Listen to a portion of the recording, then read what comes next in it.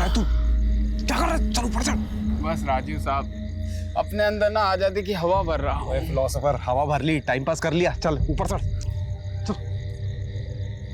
बंटी की पूरी गैंग को पकड़वाकर मैंने अपना वादा पूरा किया, अब आप अपना वादा पूरा करिए। तू टेंशन क्यों ले रहा है? विटनेस प्रोटेक्शन सेल में तेरा नाम डाल दिया है, तेरी सजा कम हो जाएगी, उन्हें बात कर ली है। तू चल ना, टाइम वेस्ट क्यों कर रहा है? चल। शुक्रिया राजीव साहब। हाँ चल चल चल। उसका लाइट का ध्यान रखना, ठीक है? मुझे अपने सेल में जाना चुपचाप। ठीक है ठीक है। चल ऊपर चल।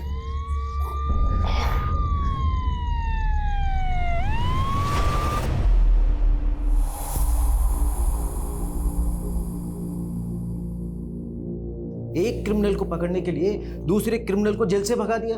आई एग्री सर, राजीव ने जो किया वो गलत था, लेकिन आप उसका रिजल्ट भी तो देखिए सर। बंटी जो 2 साल से फरार था, हमारे हाथ नहीं आ रहा था, ओनली बिकॉज ऑफ राजीव वो आज हमारी कस्टडी में है। आप राजीव को बुलाइए। सर। Sir relax.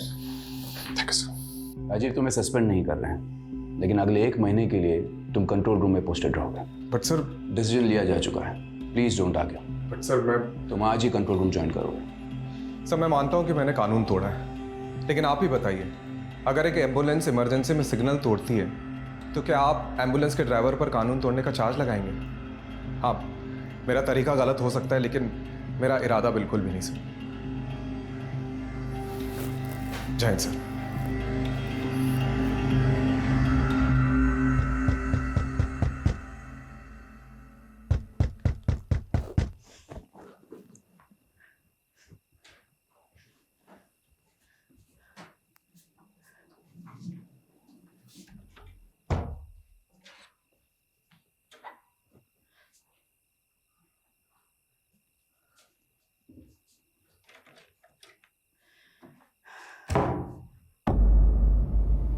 योगेश? मरा नहीं माँ, मुझे मारा गया। योगेश योगेश योगेश। माँ, फिर से बुरा सपना देखा?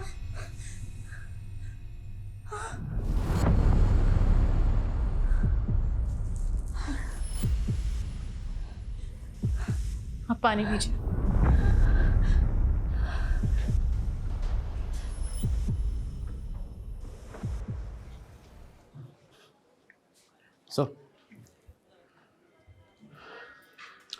सॉरी सर, शिवा को पकड़ने का प्लान हम दोनों का था और सज़ा भी हम दोनों को ही मिलनी चाहिए थी।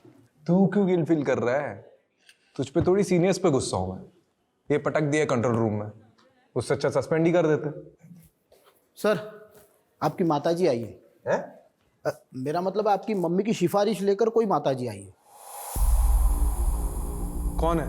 मेरा नाम गीता गुप्ता है और ये है मेरी बहू करिश्मा। आपकी माँ जब भी यहाँ होती है तो वो और मैं एक ही माता की चौकी मंडली में जाते हैं। ओह, आई एम सॉरी, बट 4 महीने पहले आपके ही बेटे योगेश की हार्ट अटैक से मौत हुई थी, राइट? मेरे बेटे की मौत हार्ट अटैक से नहीं हुई, उसे मारा गया था। एक सेकंड। आपकी बेटे के मौत के 4 महीने बाद आप ये कह रही है कि उसका मर्डर हुआ था। ये किस बेसिस पे कह सकती है आप? उसने मुझे खुद बताया है कि उसका मर्डर हुआ है। देखिए, मैं जानती हूँ आपको मम्मी की बात पर विश्वास नहीं होगा, पर जब से योगेश गए हैं तब से मम्मी को डरावने सपने आने लगे हैं। योगेश मुझे कुछ कहना चाहता है, वो अपने मौत का इंसाफ चाहता है, इसीलिए हम दोनों यहाँ आए हैं। गीता जी, मैं आपसे क्या कहूँ? देखिए, मैं चाह कर भी आपकी मदद नहीं कर सकता, क्योंकि आपके पास कोई केस ही नहीं है। देखिए, किसी भी डरावने सपने को बेस बना के हम इन्वेस्टिगेशन नहीं कर सकते। इसका मतलब तुम्हें मुझ पे विश्वास नहीं है? देखिए गीता जी, आई एम रियली सॉरी, मैं आपकी कोई मदद नहीं कर सकता। ठीक है बेटा, जैसी तुम्हारी मर्जी।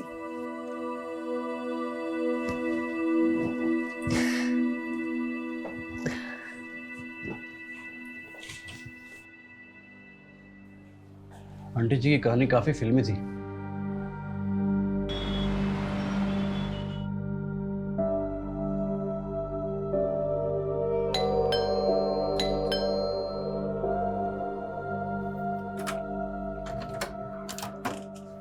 आप लोग यहाँ इस वक्त? बेटा वो अंदर आइए। हाँ माँ जी बोलिए। योगेश के गुजरने से 2 दिन पहले उसका फुल बॉडी चेकअप हुआ था। अब देखिए, वो बिल्कुल तंदुरुस्त था, फिर ऐसे कैसे अचानक उसे हार्ट अटैक हो सकता है? देखिए माँ जी, आपको ही पता है कि आजकल 25-26 साल के लड़कों को भी हार्ट अटैक आ जाता है। वर्क प्रेशर है, स्ट्रेस की वजह से भी हो सकता है। राजू बेटा, मैं समझ सकती हूँ कि मैंने जो सपने में देखा उसे सच मानना तुम्हारे लिए मुश्किल होगा, लेकिन मुझे भी ये सब भुला पाना मुश्किल है। देखिए मम्मी जी बस ये चाहती हैं कि एक बार योगेश का केस आप इन्वेस्टिगेट करें। हाँ, मैंने पहले भी इसीलिए FIR दर्ज कराई थी, लेकिन तब उस इंस्पेक्टर ने उस डॉक्टर से बात की जिसने योगेश को डेड डिक्लेयर किया था, और डॉक्टर ने इंस्पेक्टर से कहा था कि हार्ट अटैक से मौत हुई है, और इंस्पेक्टर ने वो केस बंद करा दिया बिना किसी इन्वेस्टिगेशन के। बस मैं इतना चाहती हूँ कि आप एक बार योगेश के केस को इन्वेस्टिगेट करें, फिर आप जिस भी नतीजे पर पहुँचोगे कि मेरा बेटा हार्ट अटैक से मरा या कुछ भी, मैं बिना किसी सवाल के मान लूँगी। कम से कम मुझे ये अफसोस तो नहीं रहेगा कि मैंने सच्चाई जानने की कोशिश ही नहीं की। ओके, कल आप दोनों हेडक्वार्टर आ जाइएगा, मैं केस को रीओपन कराने का रास्ता ढूंढता हूँ। सर, आप भावुक होकर भूल कर रहे हैं। इस केस को हाथ में लेने का मतलब है हवा को हाथ में पकड़ना। कुछ हाथ नहीं लगेगा सर। सर ये लीजिए, चाय पीजिए। सर आप बताइए, इन्वेस्टिगेशन कैसे करेंगे? मुझे पता है कंट्रोल रूम से इन्वेस्टिगेशन अलाउड नहीं है, पर गीता जी जिद पे अड़ी है, एटलीस्ट उनको तो सुकून मिलेगा। अनऑफिशियली सही, लेकिन मुझे करना पड़ेगा। और पता है कल क्या कह रही थी? योगेश की डेथ के 2 दिन पहले उसका हेल्थ चेकअप हुआ था और वो पूरी तरह से फिट था। सर वैसे ही उसकी डेथ रिपोर्ट भी कह रही है there is no foul play. और सर हार्ट अटैक आजकल लॉटरी की तरह हो गया है, कब किसकी निकल जाए कुछ पता नहीं। सर एक बात बताइए, एक तो 4 महीने पुराना केस है, ऊपर से लाश का पोस्टमार्टम नहीं हुआ है, सारी की सारी अस्थियां गंगा में बहा दी गई है। बचा क्या है हमारे पास इस केस में सर, सिवाय एक माँ के सपने के?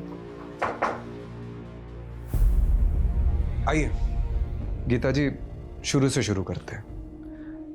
29 मार्च, जिस दिन आपके बेटे योगेश की डेथ हुई थी, उस दिन क्या क्या हुआ था? 29 मार्च को सुबह 4-4:30 बजे के आसपास मैं और करिश्मा जगराता से वापस घर पे लौटे थे।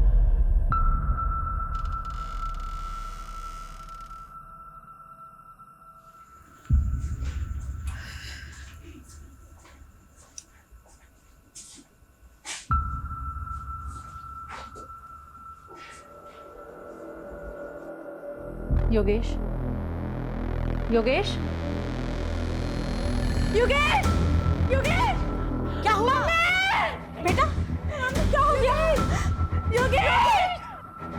बेजान पड़ा था मेरा बेटा। हमने फौरन डॉक्टर को बुलाया, डॉक्टर ने योगेश को डेड डिक्लेयर कर दिया। और अगले दिन जब योगेश की मेडिकल रिपोर्ट देखी तो सवाल ये उठा कि अचानक ऐसे कैसे योगेश की मौत हार्ट अटैक से हो सकती है। इसीलिए मैंने FIR दर्ज कराई थी। आपने जो पुरानी FIR दर्ज करी है उसकी डिटेल्स दीजिए, मैं वो फाइल मंगवाता हूँ।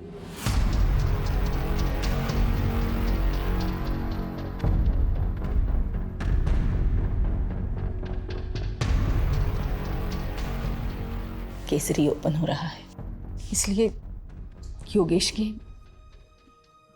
इंश्योरेंस क्लेम पास होने में थोड़ा वक्त लगेगा, लेकिन तुम्हें पैसों की चिंता करने की कोई ज़रूरत नहीं। मैं तुम्हें हर महीने। माँ प्लीज़, मुझे पैसे की ज़रूरत नहीं है, आप खाना खाइए।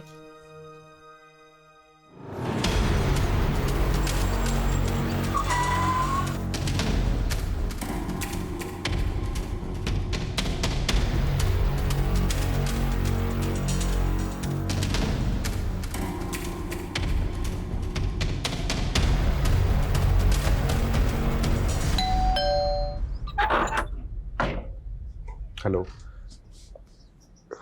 योगेश का कमरा देख सकता हूँ अगर आपको कोई प्रॉब्लम ना हो तो?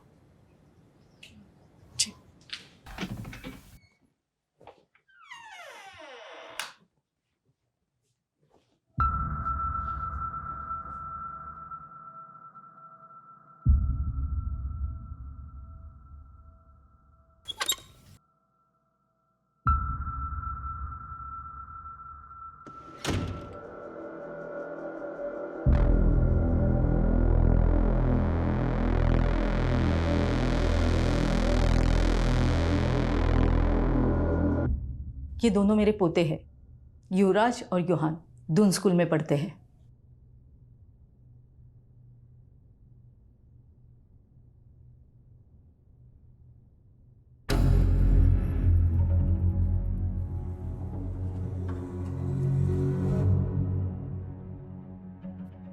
ये कौन है? विवेक, योगेश का दोस्त और बिजनेस पार्टनर भी।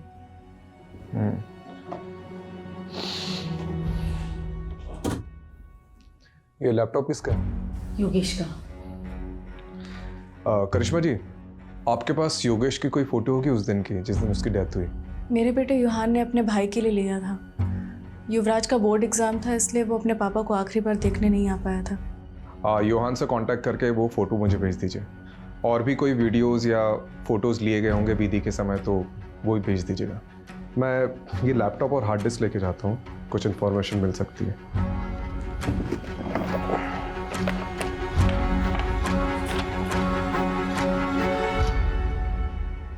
ये कौन सी दवाई ले रहा था योगेश? Anti anxiety pills. आज जो अपॉइंटमेंट है आप उसकी लिस्ट लेके आए। देखिए आज किसकी।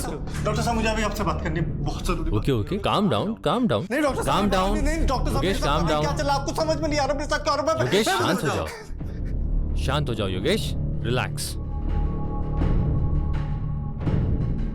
अब बोलो योगेश, क्या बात है?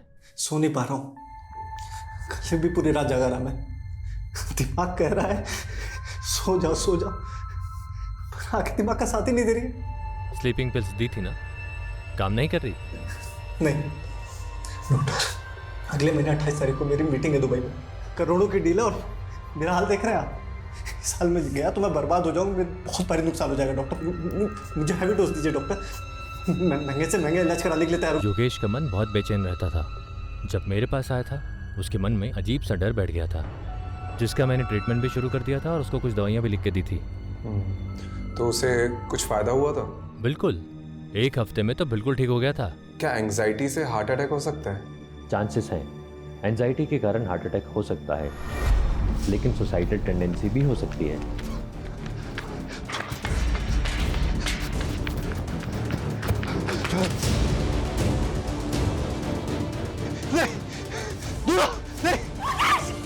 योगेश! योगेश! माँ, फिर से बुरा सपना देखा?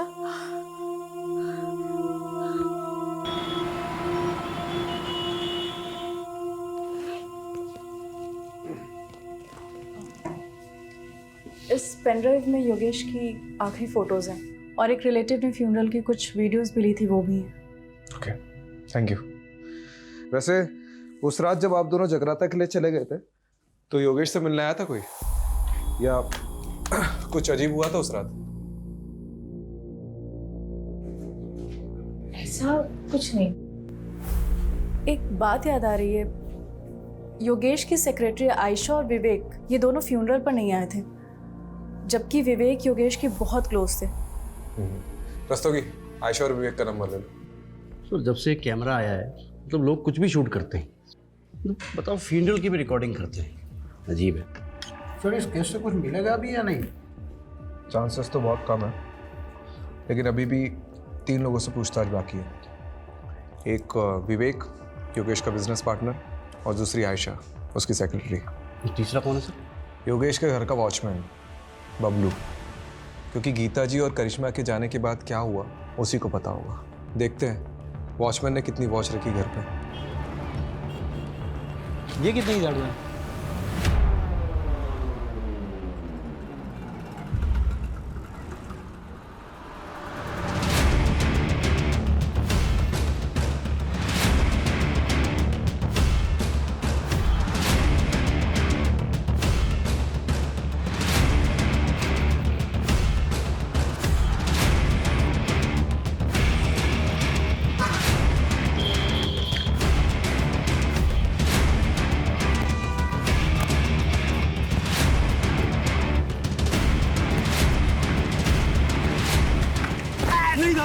मैंने कुछ नहीं किया था, मैंने कुछ नहीं किया, मुझे कुछ नहीं किया ना? नहीं था। वेरी गुड, हम भी ऐसे ही इंसान को ढूंढ रहे जिसने ना कुछ भी नहीं किया, बाद में ना सब कुछ बता। देख बबलू, डर मत, अब ठीक से याद करके बता कि 28 मार्च को योगेश के घर में कौन कौन आया था, कौन गया था और क्या क्या हुआ था। वो दिन बड़ा ही बेकार दिन था। एक के बाद एक तमाशे हो रहे थे योगेश साहब के घर पे। उन्होंने योगेश साहब को समझाया।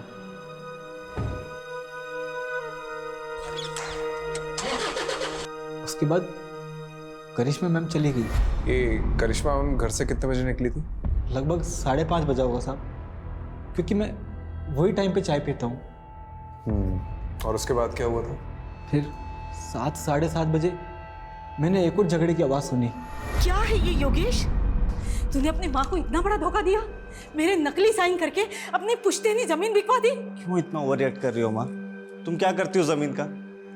मुझे बिजनेस में जरूरत थी पैसों की तो मैंने उठा के बेच दिया, और वैसे भी तुम्हारे मरने के बाद तो वो जमीन मेरी होने वाली थी ना, तो क्या गलत किया? अरे तो मुझे बता दिया होता, मेरी नकली साइन क्यों की? इसी मेलोड्रामा से बचने के लिए कि पापा की आखिरी निशानी है, पुश्तैनी जमीन है, ब्ला ब्ला ब्ला ब्ला। तेरे पापा का अरमान था उस जमीन को पापा लेके। नहीं रहे अब सारे फैसले मुझे करने हैं। अब आपको संभालना भी मुझे है माँ। मैं आपको अच्छे से नहीं संभाल रहा हूँ क्या? आजकल के बच्चों को देखिए, वो अपने माँ बाप को उठा के वृद्धाश्रम छोड़ आते हैं, लेकिन मैं ऐसा नहीं हूँ माँ। मैं आपको संभाल रहा हूँ, है कि नहीं माँ? गीता मैम के जाने के बाद विवेक साहब और आयशा मैम आए थे, यही करीब 9 साढ़े 9 बजे।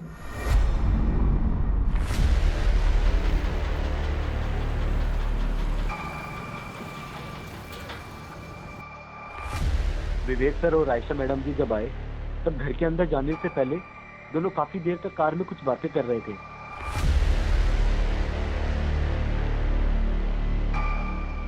थोड़ी देर बाद वो अंदर चले गए साहब। तो इसकी रजिस्टर में एंट्री क्यों नहीं करवाई? साहब ये दोनों अक्सर वहां मिलने आया करते थे। बबलू तो फिर से मत कहना कि तूने फिर से कोई झगड़े की आवाज सुनी थी।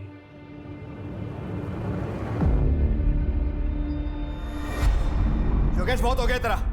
मान ले मेरा प्रपोजल, मैं तंग आ गया हूं तेरी जिद से। तंग तो मैं आ गया हूं, हर बार तेरी वजह से मुझे घाटा हुआ है।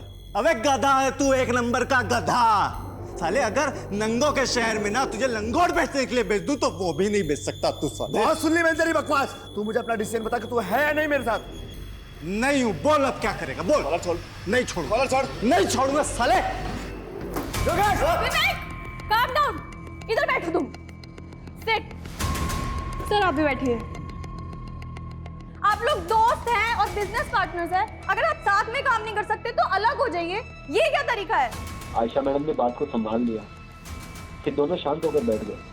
थोड़े टाइम बाद आयशा मैम वहाँ से चले गए, और फिर ठीक आधे घंटे बाद विवेक साहब भी वहाँ से चले गए गाड़ी में बैठकर। उसके बाद कोई नहीं आया साहब। कोई आया नहीं है? तूने देखा नहीं? साहब 12 बजे मैं सोने चला जाता हूँ, उसके बाद कोई आएगा भी तो कैसे पता लगेगा मुझे? ये सब तूने गीता जी और करिश्मा को बताया था? नहीं साहब, किसी ने पूछा नहीं तो सामने से जाके क्या बताता साहब। वैसे योगी साहब बहुत अच्छे इंसान थे साहब, दिलदार थे। अरे बबलू जी साहब। कोई वो तो कुछ नहीं साहब, बस वो। ये लो 1 लाख रुपए पूरे तुम्हारी माँ के इलाज के लिए, अच्छे से करवाना। शुक्रिया साहब, मैं ये रकम आपको जल्दी ही 1 साल में वापस लौटा दूंगा साहब। मेरे पैसे मेरे अपने ही खा जाते हैं। मजाक कर रहा हूँ, पैसे लौटाने की कोई जरूरत नहीं, ठीक है? शुक्रिया साहब, बहुत बहुत शुक्रिया। आपको ये सब सच लग रहा है सर? मुझे तो ये सब कहानी लग रही है। नहीं रस्तोगी जी, मुझे सिर्फ ये कहानी नहीं लग रही है, इसमें कुछ ना कुछ तो सच्चाई है। जी सर, आप सही थे। काफ़ी सारी नई चीज़ें निकल कर आई है इसमें। पता है मैंने ये सोचा भी नहीं था कि ये केस ऐसे पलटेगा। पहले तो ये सिंपल हार्ट अटैक का केस लग रहा था, लेकिन अब 3 सस्पेक्ट सामने आए। पहला तो वो विवेक, योगेश का बिजनेस पार्टनर। जी सर, वो आखिरी इंसान जो योगेश के घर से बाहर निकला था। हाँ सर हो सकता है आयशा मैडम भी मिली हुई हो सकता है, क्योंकि आयशा और विवेक योगेश के फ्यूनरल पे नहीं गए थे, और ऊपर से करिश्मा ने जो विवेक का नंबर दिया है वो भी स्विच ऑफ आ रहा है। दूसरा सस्पेक्ट एक करिश्मा हो सकती है, क्योंकि इसके योगेश से बहुत ज़्यादा झगड़े होते थे। सर तो फिर ये तीसरा सस्पेक्ट कौन हो सकता है? योगेश की माँ है? गीता गुप्ता। हो सकता है उन्हें जो भी सपने आ रहे हैं वो कहीं ना कहीं उनके ही अंदर का गिल्ट है। जो उनको चैन से सोने नहीं दे रहा है। लेकिन सर वो खुद ये केस रीओपन करवा के अपने लिए मुसीबत क्यों खड़ी करेगी? कमलेश, उन्हें भी यही लग रहा होगा कि हम भी यही सोचकर बैठे रहेंगे और उन पर डाउट नहीं आएगा, इसलिए वो खुद सामने से आई और केस को रीओपन करवाया। हाँ, नहीं बताया मैंने योगेश और मेरे झगड़े के बारे में, लेकिन इस झगड़े से योगेश की मौत का कोई लेना देना नहीं है। देखिए, लेना देना है या नहीं है वो तो इन्वेस्टिगेशन के बाद ही पता चला। खैर, आपने हमें पहले कुछ बताया नहीं है तो अभी बता दीजिए। उस रात तेरे पापा का अरमान था उस जमीन को पापा लेके। नहीं रहे अब सारे फैसले मुझे करने हैं। अब आपको संभालना भी मुझे है माँ। माँ, आपको बुरा तो लगा होगा योगेश किस बर्ताव से। मेरा बेटा गुस्से में कुछ भी बोल देता था, लेकिन वो दिल से बुरा नहीं था। उस दिन जब मैं बाहर गई थी तो उसने मुझे थोड़ी देर बाद मैसेज किया था। हाँ, ये देखिए।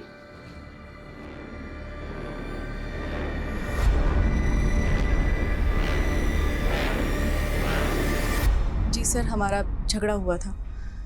एक्चुअली योगेश थोड़ा इम्पल्सिव था, बात बात पर गुस्सा हो जाता था। तो आप इस रिश्ते में सिर्फ अपने बच्चों की वजह से थी? सर, माना कि उनमें कमियां थी, वो कुछ भी बोल देते थे, पर वो दिल के बुरे नहीं थे सर। तो उस रात आपको भी सॉरी मैसेज आया होगा? जी कुछ नहीं, आगे क्या हुआ? सर, उसके बाद मैं पार्लर गई और 8 बजे के आसपास मैं मम्मी जी से जगराते में मिली। हाँ, जगराता में करिश्मा पूरा वक्त मेरे साथ में ही थी। मुझे समझ नहीं आ रहा मुझे यहाँ क्यों बिठा के रखा है। आयशा जी, राजीव सर के पास टाइम कम है और डंडे ज़्यादा। ये देख रही हैं आप श्वेता जी को? इनको डंडा देकर आपके पीछे लगा देंगे। देखिए, आपके बॉस योगेश का पार्टनर विवेक फरार है। अब उसको तो हम पकड़ लेंगे। आप बस सिर्फ इतना बता दीजिए कि 28 मार्च को जब आप योगेश के घर पर गई थी तो योगेश और विवेक के बीच में झगड़ा हो रहा था, वो किस बात को लेकर हो रहा था? कमलेश, जी सर। कुछ बोला इसने? हाँ सर, बोलने वाली है ना। सर, विवेक और योगेश सर ने मिलकर एक प्रॉपर्टी खरीदी थी जीवन नगर में। विवेक चाहता था कि वहाँ की झोपड़ियों को तुड़वाकर जल्दी से जल्दी काम शुरू किया जाए और वहाँ पर कब्जा कर लिया जाए, लेकिन योगेश सर चाहते थे कि ये सब लीगली हो। बस इसी बात पर इन दोनों में झगड़ा हो गया था। विवेक, calm down, इधर बैठो तुम। Sit. सर, आप भी बैठिए। आप लोग दोस्त हैं और बिजनेस पार्टनर्स हैं। अगर आप साथ में काम नहीं कर सकते तो अलग हो जाइए। ये क्या तरीका है? आयशा जी, आपको क्या लगता है ये विवेक ने वाकई में योगेश का मर्डर किया होगा? सर, मुझे नहीं पता। उस दिन मेरी माँ बीमार थी और वो हॉस्पिटल में एडमिट थी और मुझे उस दिन जल्दी निकलना पड़ा था। लेकिन हाँ, जिस दिन हम योगेश सर के घर जा रहे थे तब विवेक बहुत गुस्से में था। इसके सर पे ना सच्चाई का भूत सवार है। एक जमीन के लिए इतना वेट नहीं कर सकता मैं। देखो विवेक, तुम्हें योगेश सर से थोड़े ठंडे दिमाग से बात करनी चाहिए। क्या ठंडे दिमाग से बात करूं मैं? अच्छा, एक बात बताइए, कहीं आपने तो छुपा के नहीं रखा है विवेक को? नहीं सर, ये आप क्या कह रहे हैं? देखिए आयशा जी, अगर आप हमारी मदद नहीं करेंगी तो हम भी आपकी मदद नहीं कर पाएंगे। जो भी जानती हो सीधा सीधा बता दो, वरना ये। अच्छा, ये श्वेता के बारे में पता है? अच्छे से बता दिया सर।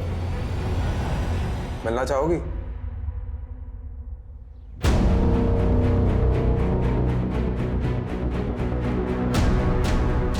सर, आयशा ने जो लोकेशन बताई थी उस पर हम नजर रखे हुए हैं।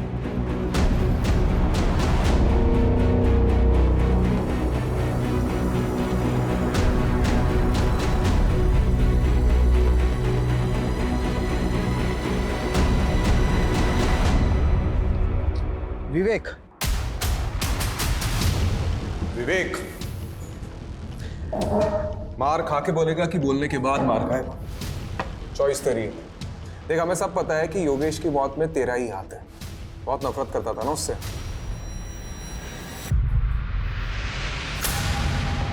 कितने? 12 लाख रुपए। और ब्याज कर मिलाकर कितने देने तेरे को? 15 लाख रुपए चोपड़ा को। चले, एक बार मार्केट से पैसा उठाने से पहले मुझसे पूछ तो लिया होता। इस साले ने अपनी गाड़ी तक बेच दी। अब तुम शांत। चुप, कोई नहीं बीच में बोलेगा। योगेश, माँ आप भी चुप, एकदम चुप माँ। इससे गलती हुई है और इसे इसकी गलती की सजा मिलनी चाहिए। क्यों साले, है ना? ये है तेरी गलती की सजा। नई गाड़ी तेरे लिए। पर योगेश, अरे रख, चोपड़ा को मैंने आधे पैसे दे दिए हैं और आधे उसको तू देगा, ठीक है? और अब ये सब सारी चीजें खत्म कर और चुपचाप मेरे साथ बिजनेस में आ जा। चुप, चल आ जा। सर मैं क्यों उसे मारूंगा? योगेश और मैं तो भाइयों की तरह थे। हाँ, हम दोनों साथ में बिजनेस करते थे, लेकिन हम दोनों की सोच अलग थी, इसलिए हम दोनों के बीच में झगड़ा होता रहता था। मैं तो उसे कभी मारने का सोच भी नहीं सकता। आज मेरे पास जो कुछ भी है वो सब योगेश का ही तो है। भाई मानता था ना उसे, तो उसके फ्यूनरल पे क्यों नहीं गया? सर उस रात हमारे बीच में बहुत झगड़ा हुआ था, और जब मुझे पता लगा कि उसी रात उसे हार्ट अटैक आया तो मुझे लगा कि सब कुछ मेरी वजह से हुआ है। मैं बहुत गिल्ट में था सर, इसलिए नहीं गया। गिल्टी तो हम भी मान रहे हैं। उस रात को योगेश के सर पे फ्लावर वास फोड़ने वाला था ना तू। आयशा ने हमें सब कुछ सच बता दिया है। नहीं सर, मैं ऐसा क्यों करूँगा? हाँ, हमारे बीच उस रात को बहुत झगड़ा हुआ था, लेकिन आयशा के जाने के बाद मैंने और योगेश ने दिल खोलकर बातें की थी। और सर उसने मुझे अपनी तकलीफ के बारे में बताया था। कैसी तकलीफ?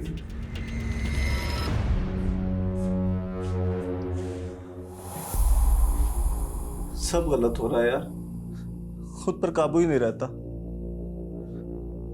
रोज झगड़ा होता है करिश्मा से। आज भी मैंने उसको बहुत भला बुरा बोला, बहुत झगड़े हुए, लड़ाई हुई, माँ को भी नहीं छोड़ाया। अपनी इन्हीं हरकतों की वजह से मैंने बच्चों को यहाँ से दूर किया। लेकिन यार तू तो बता रहा था कि डॉक्टर अग्रवाल की दवाइयाँ तेरे पर काफ़ी असर कर रही है। जिस दिन लेता हूँ तब तक असर करती है, और जिस दिन नहीं लिया तो तू टेंशन मत ले। मैं ना एक साइकेट्रिस्ट को जानता हूँ। मैं बात करता हूँ ना तेरे लिए। तू रिलैक्स कर। मुझे पता है तुझे बेस्ट रिलैक्स कराने का तरीका। एक मिनट रुक।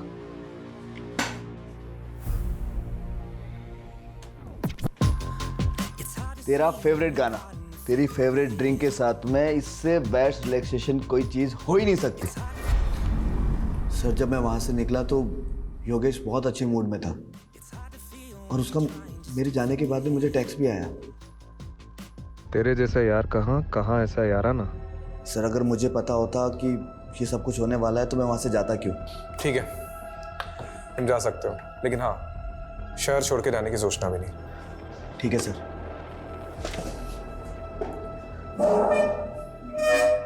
सर वो मुझे आपको कुछ बताना है। सर योगेश की मम्मी गीता आंटी, एक्चुअली एक ज़माने के अंदर मेरे पापा और योगेश के पापा बहुत अच्छे दोस्त थे, लेकिन जब उनकी शादी गीता आंटी से हुई तो उनका बिहेवियर बिल्कुल चेंज हो गया। और फिर जब कॉलेज में मेरी और योगेश की मुलाकात हुई तो हम दोनों ही बहुत अच्छे दोस्त बन गए और सब कुछ नॉर्मल हो गया। लेकिन सर गीता आंटी ना काफ़ी कंट्रोलिंग फ्रीडी लेडी है। पति हो या फिर बेटा, वो दोनों को कंट्रोल करके रखती थी। उनको उसी में खुशी मिलती थी, तो शायद सर कुछ। ठीक है, तुम जाओ।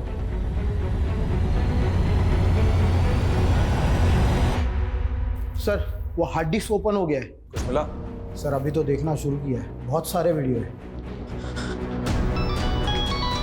हेलो, हाँ ठीक। सर कोई बाबा का एड्रेस मिला है जिससे योगेश कोई शक्तिवर्धक दवाई लेता था। शक्तिवर्धक दवा? और ये बाबा कौन है? ये बालक योगेश हमारी औषधियां ग्रहण करता था साहब। कैसी औषधि? बहुत दुर्लभ औषधि हैं और बहुत कीमती भी। ऐसी क्या खास बात है इस औषधि में? ये औषधि मानव को महामानव बनाती है साहब। खाते ही व्यक्ति के शरीर में ऊर्जा का संचार होने लगता है। ऐसे मान लो कि जैसे 10-10 हाथियों की शक्ति उसके अंदर आ गई हो। बहुत अद्भुत औषधि है साहब, बहुत अद्भुत। अरे यार कितनी वीडियो है रे बाबा। योगेश के लैपटॉप से कुछ मिला? अरे सर देखते देखते मेरी आंखें बटन हो गई। अभी भी कम से कम 20 वीडियो है। जितने भी वीडियो देखे ना सबके सब वेकेशन और प्रेजेंटेशन के थे। फिर भी सर ट्राई करता हूँ।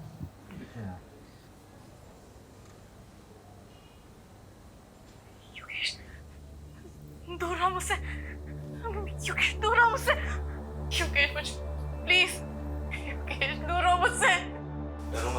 सर एक मिनट, ये सुनिए।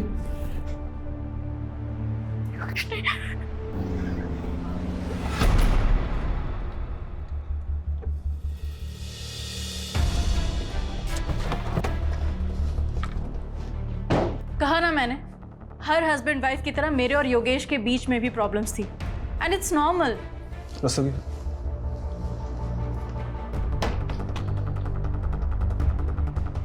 दूर रहो मुझसे योगेश, दूर रहो मुझसे। ये सब आपको नॉर्मल लगता है? डरो मत करिश्मा। योगेश नहीं, I can't believe it। वो ये सब शूट भी करता था, परवर्ट। देखिए, ये वीडियोस कभी भी बाहर नहीं आएंगे, लेकिन योगेश की मौत का सच हम बाहर ला कर रहेंगे, और इसके लिए आपका सच बोलना बहुत ज़रूरी है।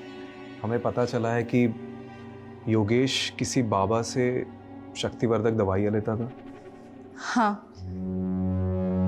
योगेश की अजीब सी फैंटेसीज थी। जब हम दोनों अकेले होते थे ना घर में, तो ऐसा लगता था उसकी फैंटेसीज को पंख लग गया हो। वो अजीब बिहेव करता था। करिश्मा आज ये ट्राई करते हैं, है ना? पागल हो गए हो क्या? This is so wild. बिल्कुल भी नहीं। करिश्मा कसम से एक्सट्रीम तक नहीं जाएंगे हम। पति था मेरा, मैंने उसकी बात मान ली, लेकिन योगेश उस दौरान इतना वहशी हो जाता था, एकदम हैवानियत पे उतर आता था, जैसे मैं उसकी बीवी नहीं कोई शिकार हूं। योगेश, क्या हो गया तुम्हें? I'm sorry करिश्मा, पता नहीं मुझे क्या हो जाता है। मैं कैसे ऐसा कर सकता हूँ? मैं कैसे तुम्हें मार सकता हूँ? योगेश, ये सब वो दवाइयों का असर है ना?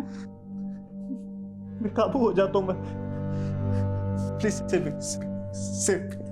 मुझे खुद को योगेश से बचाना था, साथ ही साथ योगेश को योगेश से बचाना था। इसलिए मैं हर वो चीज़ हटा देती जो उसके लिए जानलेवा हो सकती थी। सीजर, नाइफ, स्क्रू ड्राइवर, सब कुछ। तो ये सब आपने गीता जी को बताया? नहीं, प्लीज़ आप उन्हें कुछ मत बताइएगा, उन्हें बहुत दुख पहुंचेगा, and it's my request, please. इतना सब होने के बाद भी आपने योगेश से कभी तलाक लेने के बारे में नहीं सोचा? माना कि योगेश ने पिछले 1 साल में मुझे बहुत तकलीफ दी थी, पर 15 साल का रिलेशन था हमारा, और ये 15 साल हमने हंसी खुशी बिताए।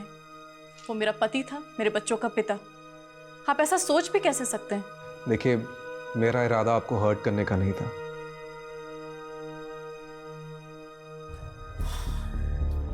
मुझे ये योगेश का कैरेक्टर समझ में नहीं आ रहा। राम और रावण दोनों बसे थे सर उसमें। अमरीश, राम और रावण तो हम सब में बसे होते हैं। अब मैटर ये करता है कि हमारा दिमाग किसकी सुनता है, राम की या रावण की। सर बात वहीं आकर रुक जाती है। योगेश का अगर मर्डर हुआ है तो मोटिव किसके पास था? विवेक, जिसकी उसने बहुत बेइज्जती की थी। नहीं नहीं नहीं, इन सब में सबसे ज्यादा सफर करिश्मा ने किया है। तो अगर किसी के पास सबसे ज्यादा स्ट्रॉन्ग मोटिव है तो वो है करिश्मा। सर आपका शक अगर सही भी है तो करिश्मा ने करिश्मा किया कैसे? योगेश की माँ ने हमें गवाही दी है, करिश्मा जगराते में रात भर उनके साथ। लेकिन ऐसा कौन कह रहा है कि हमें गीता जी पर भरोसा कर लेना चाहिए? वो भी तो अपनी बहू के साथ मिली हो सकती है। चेक करो, इन सब पर नजर रखो, और हाँ, इनके मोबाइल डिटेल्स, लोकेशन डिटेल्स और सोशल मीडिया डिटेल्स सब चेक करो, इंक्लूडिंग गीता जी।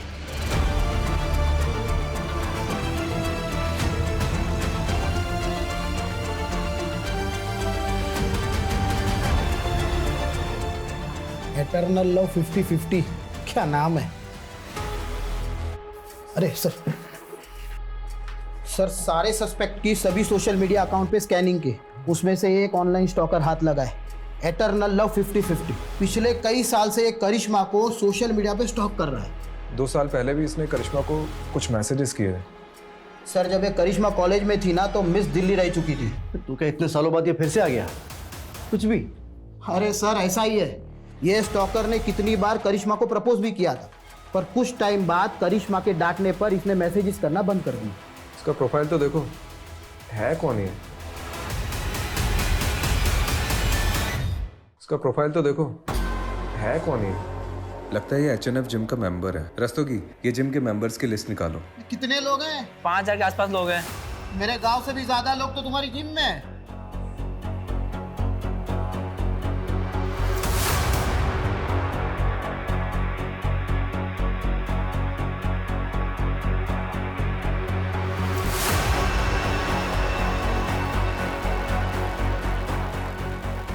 कुछ मिला? सर पूरा का पूरा कच्चा चिट्ठा मिला है। ये देखिए, हमने ये जिम मेंबर्स की लिस्ट देखी थी और इसमें जो ये नंबर्स दिए गए इन सब की लोकेशन को हमने मैच किया। उनमें से सर ये एक नंबर मर्डर वाली रात उसी एरिया में एक्टिव था। रात को 1 बजे इस नंबर पर पहले कॉल आया और उसके बाद एक मैसेज। ये नंबर एटर्नल लव का है? सर इस नंबर की हमने और डिटेल्स निकाली तो इसकी ब्राउजिंग हिस्ट्री से पता चला कि ऑनलाइन इसमें कोई ड्रग के बारे में सर्च किया गया था। हो सकता है इस ड्रग का इस्तेमाल योगेश के हार्ट को जमाने के लिए किया गया हो, ताकि नेचुरल डेथ की आड़ में मर्डर को छुपाया जा सके। ये नंबर किसके नाम पर रजिस्टर्ड है?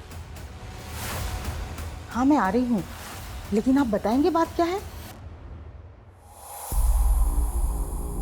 अरे बैठ, देखिए आप ये ठीक नहीं कर रहे हैं। आप मुझे ऐसे जबरदस्ती नहीं रख सकते। ओह, तू कुछ नहीं बोलेगा ना तब भी तू फंस चुका है। एटर्नल लव, क्योंकि तेरे साथी ने सब कबूल कर लिया।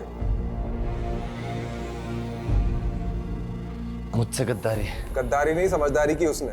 अब तू डिसाइड कर तुझे क्या करना है।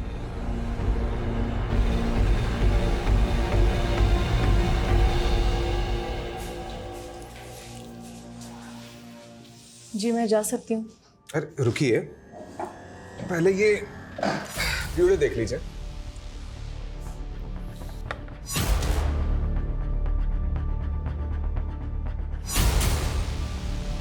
करिश्मा जी, आपके एटर्नल लव ने अपना जुर्म कन्फेस कर लिया है, और वो केमिस्ट जिससे आपने ब्लड थिकर खरीदा था उसका भी पता हमने लगा लिया है। मेडिकल से खरीदा था ना, तो ढूंढते ढूंढते पैर दर्द करने लग गए मेरे। करिश्मा जी, अब तो कन्फेस कर लीजिए, थोड़ी सजा कम हो जाएगी। सब कुछ ठीक होता, लेकिन माँ को सपने आने लगे। सपने में योगेश देखने लगा। उन्होंने पुलिस स्टेशन आने का मन बना लिया, इसलिए मजबूरन मुझे भी उनके साथ आना पड़ा, ताकि उन्हें मुझ पर कोई शक ना हो। करिश्मा, अगर तुमने सब कन्फेस नहीं किया होता ना तो हम लोग बच जाते। कोई सबूत नहीं थे इन लोगों के पास। आकाश, तुमने पहले कन्फेस किया, इसलिए मेरे पास कोई रास्ता नहीं बचा। झूठ मत बोलो, देखा था मैंने तुम्हें इस लेडी कांस्टेबल को अपना कन्फेशन लिखाते हुए। बेवकूफ, मैं बस उसे इन्फॉर्मेशन दे रही थी। अरे लवबर्ड्स, झगड़े क्यों कर रहे हो? हाँ, तुम दोनों की थोड़ी गलती है। वो तो हमने प्लान किया था तुमसे सच उगलवाने के लिए। करिश्मा जी ने एक दूसरा नंबर भी ले रखा था, जिसके बारे में हमें नहीं बताया, और उस नंबर की लोकेशन रात को 1 बजे योगेश के घर की थी। उस नंबर से हमें और भी इंफॉर्मेशन मिली है, लेकिन ये भी जरूरी था कि तुम दोनों अपने मुंह से उगलो।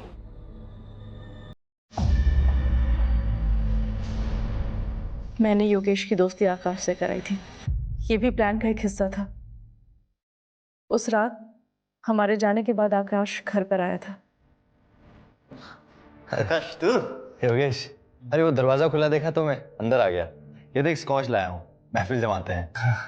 जा किचन से ग्लास लेके चल लाया।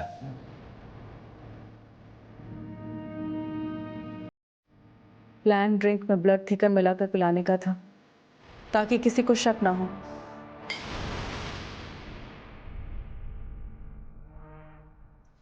लेकिन योगेश को शक हो गया। तुमने इसमें कुछ मिलाया है क्या? नहीं तो सब ठीक तो है। तुम लोग कौन हो बे? बबला! मैं जगराता में थी, लेकिन बेसब्री से आकाश के कॉल का इंतजार कर रही थी। जब काफ़ी देर तक कॉल नहीं आया तो मुझे टेंशन होने लगी, और मैंने मम्मी से वॉशरूम का बहाना मारा और पीछे के रास्ते से घर लौटी। मम्मी, मैं वॉशरूम से आती हूँ। जब मैं घर पहुंची तो देखा कि योगेश अकेला सब पे भारी पड़ रहा था। योगेश! करिश्मा, अच्छा हो तुम आ गए। पुलिस को फोन करो। ये आकाश मुझे मारने के लिए आए। योगेश! तुम्हें कुछ नहीं हुआ है, शांत हो जाओ। मैं आ गई हूँ ना, मैं आ गई हूँ ना। ये लोग मुझे मार देंगे। तुमने आज दवाई नहीं खाई है ना, इस वजह से हो रहा है। कुछ नहीं हुआ है तुम्हें, तुम आराम करो। कोई तुम्हारा दुश्मन नहीं है योगेश, आराम करो। मैं आ गई हूँ ना, सो जाओ, तुम सो जाओ। रिलैक्स रिलैक्स, तुम सो। सारा कमरा साफ कर देना, कोई सबूत नहीं रहना चाहिए, और ऐसा लगना चाहिए दिल के दौरे से मरा है। मैं जगराते में जा रही हूँ, और सुनो, काम होने पर ना मुझे मैसेज करना। ठीक है? बाय। ठीक, चलो देखो।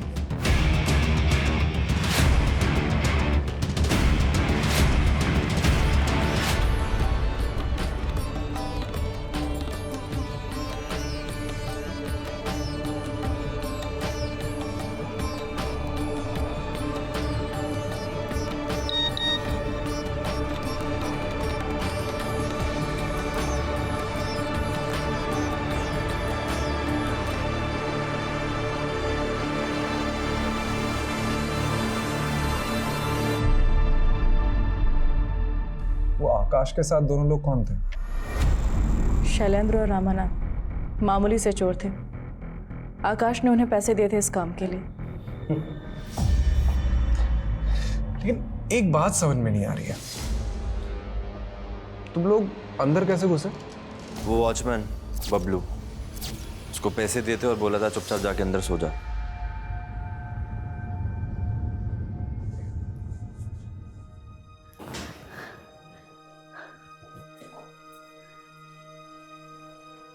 करिश्मा, तुझे अगर इतनी तकलीफ ही थी तो छोड़ देती मेरे बेटे को, जान से मारने की क्या जरूरत थी? कमलेश, रस्तोगी, चलो।